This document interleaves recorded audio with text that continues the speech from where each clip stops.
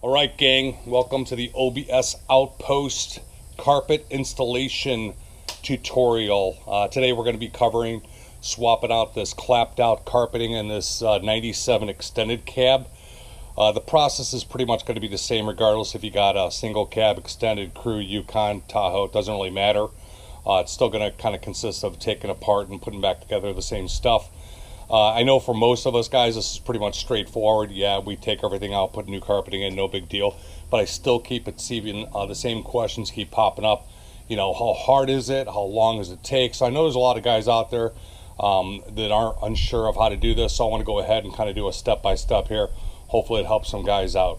So the first thing we want to do is buy the carpeting. Well, where do we get that at? A lot of different places, online mostly. ACC is going to be your #1 maker of the carpeting out there.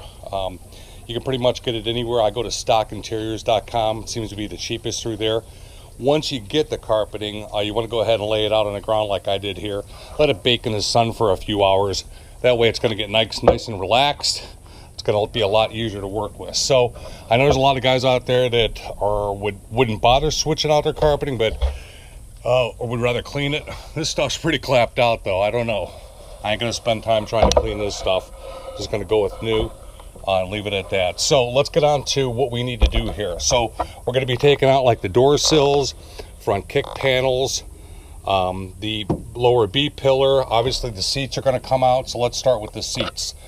We got 4 bolts here. Let me go ahead and bring it in here.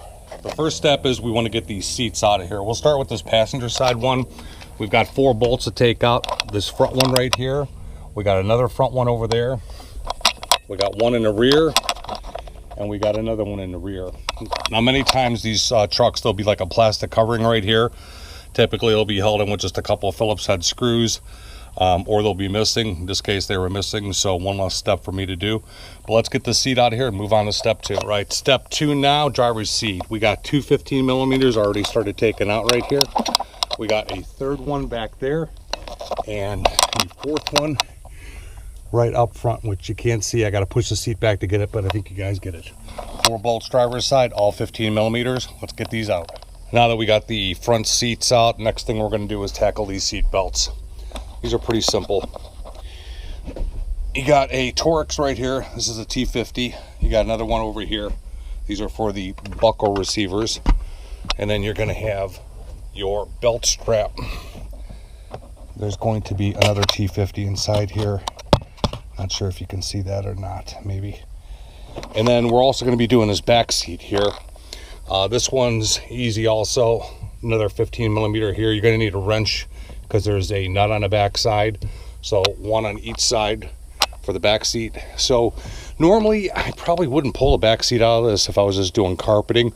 But since this is getting a full seat swap, this is going to be the first ever extended cab getting a Gen 4 swap. So that's going to be a separate video, but stay tuned for that. All right, so we got our impact. Usually what I like to do is use a long breaker bar or something to get these started. But once you get them started, they're just going to come out pretty easy. Again, a T50. And then I'll throw the extension on for this one over here, because you got to get down inside that hole down there.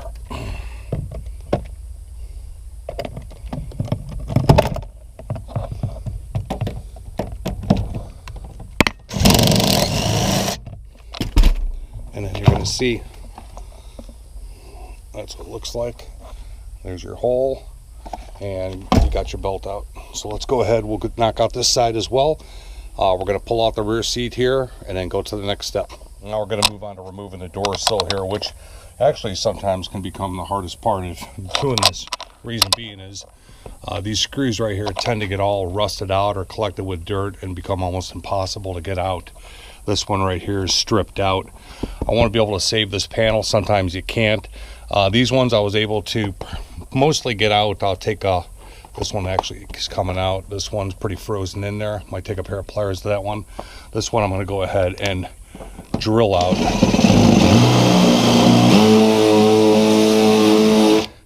I just want to drill the top of that head. God, remove that top of that head right there. That way the panel will come out without destroying the panel. So let me go ahead and do that. Now the dorsal panel is out. Let's go ahead and get this kick plate panel off. This one, there's going to be a little clip inside there, and you're just going to want to go like that. So there's these like clips right here, and one back here. It stayed in here, so I'll pull that one out and reattach it to this, and then before we put it back in. So I went ahead and just laid the carpet in here. What I'm trying to do here is get this squared up as best as possible. What's cool about this carpeting, you'll see that it's kind of like a formed carpet. So like this is where the ductwork is right here, kind of forms around there. I had to fold it up front here because it's going to have to, we're going to have to make some relief cuts here and here to kind of wrap up around the ductwork here and so forth. But really what I wanted to do was just make sure that I've got enough overhang, okay, and I'm square on the passenger and the driver's side, just to make sure this thing's laying in here. It's got some extra room back here. We are going to have to do some trimming here just with a razor knife. Not a big deal. First thing we just want to make sure we're squared up in here. It's sitting in here right, and then we can go ahead and start making some relief cuts. So I've worked this carpet up here pretty much all the way up to the front here as far as I can go before I'm hitting a stop. Now this has actually got the floor duct heat work here, so this is going to stop right here. So this is going to be my first cut. If you don't have the floor heat, the vent, then you can go up further and make a different type of cut. But for this one, we're going to make a cut right here and a cut right here, and we're going to cut all the way back. Actually, some of this is going to get removed too, but that's the first cut I'm going to do. So now with our first cut made, this is the section that basically was removed.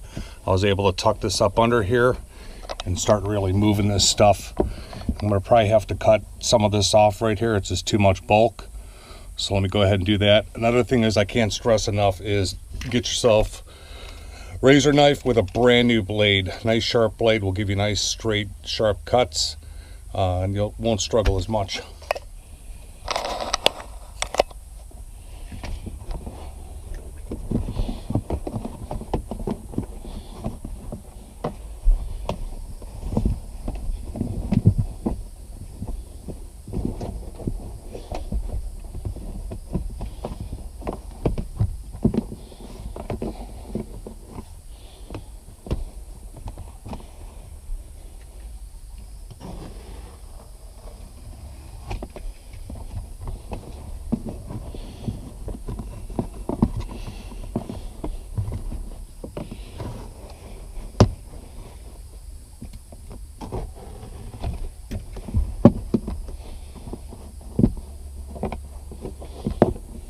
Just keep cutting and tucking. Always cut short. You can always go back and trim more. Last thing you want to do is cut too much.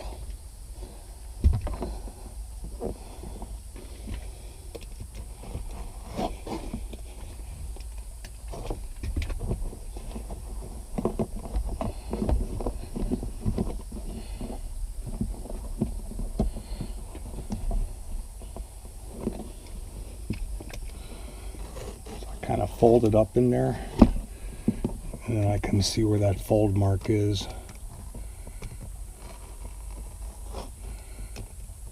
and where I need to cut. It's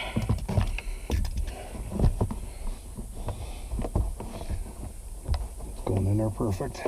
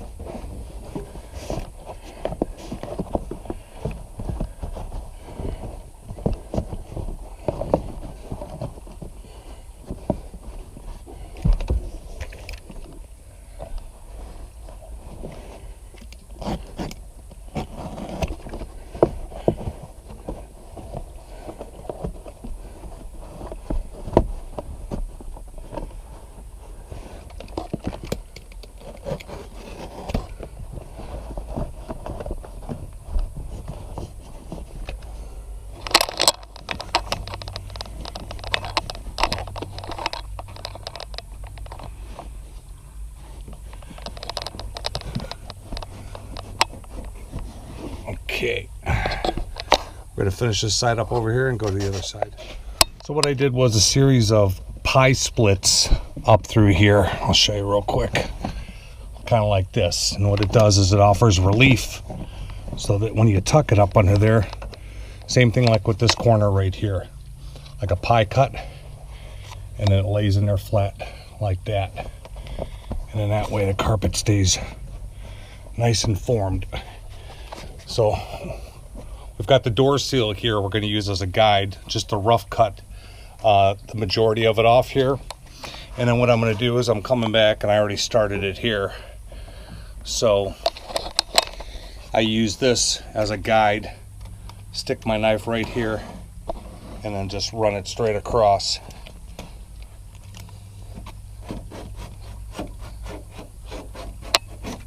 Kind of like that.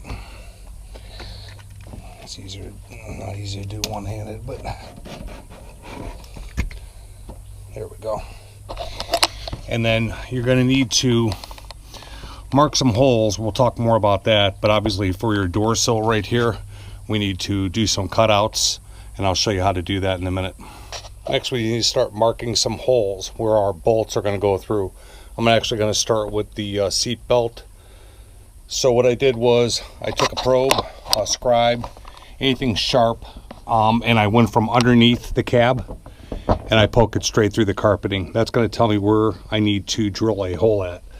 I'm going to then use a step bit like this, because this is not going to pull on the carpeting like a traditional twist bit will. I'll go ahead and I'll do this now.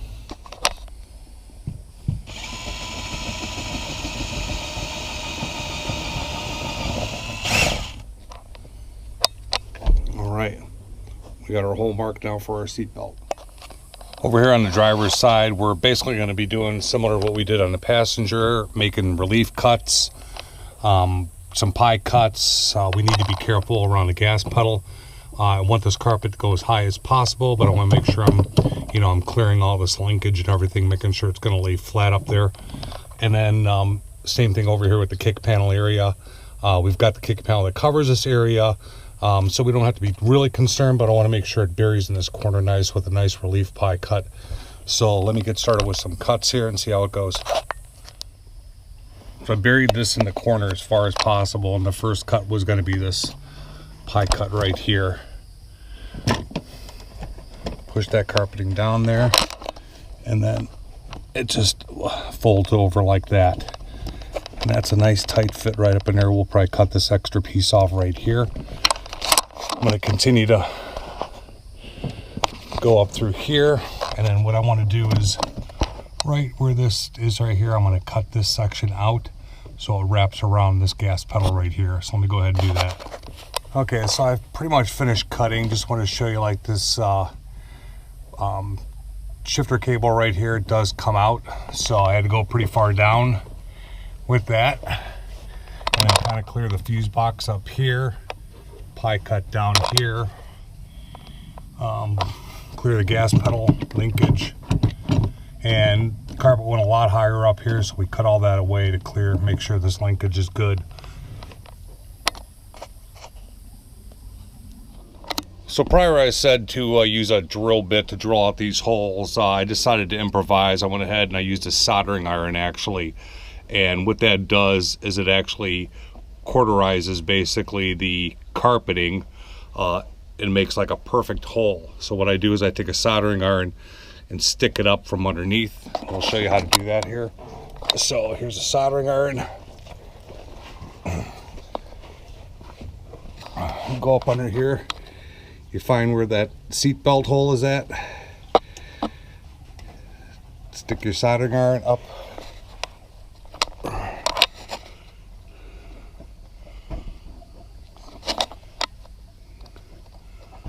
And then come around here to the top.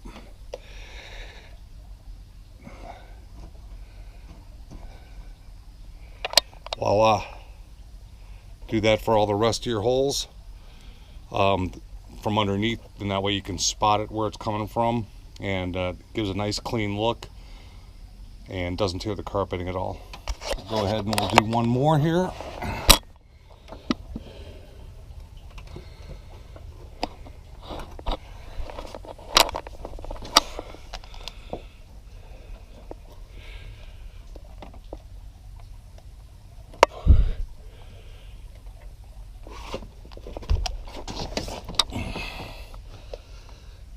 pretty damn good. So we made a few more cuts for these seat belts back here. Nothing too crazy. I cut from the back side always. So basically just push the carpeting up there, do a straight cut, feed the seat belts through. We'll go ahead and we'll mark these two as well, use a soldering iron on these and get those done. So I want to go ahead and do the soldering iron on these little holes right here for the door sill plate. So I'm not going to be able to stick the soldering iron from underneath. So what I'm going to do is just kind of eyeball it. And there we go.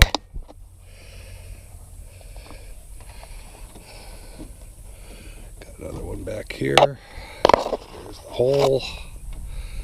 You just kind of eyeball it. Boom.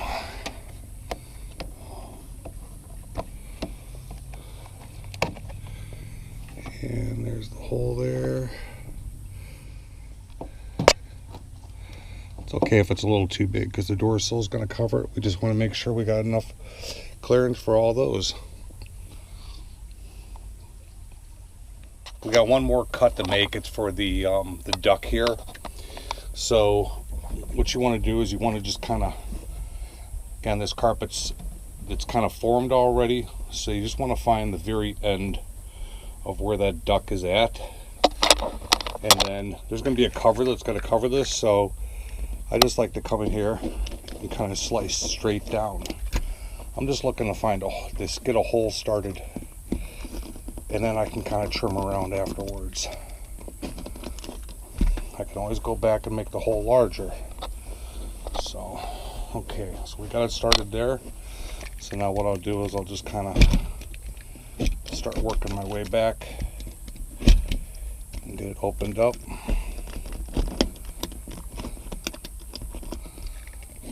Okay. I'll go ahead and I'll finish this off and then show you what it looks like when it's finished. All right, it's a wrap. We are done with the carpet installation, and this thing came out killer. So this truck's interior is a factory gray. This customer went with a Auto Custom Carpets ACC graphite. It's a number 7701. And by far my favorite color of all the grays that this company offers. They probably got about 10 or more different grays available. I've done a couple of my personal vehicles that kind of had a greenish tones to them, light gray, but this graphite here has got a really strong contrast against the light gray, and I think it's going to look great when we do the seat swap. The seats are going to be black, so I think that's going to really make this thing pop.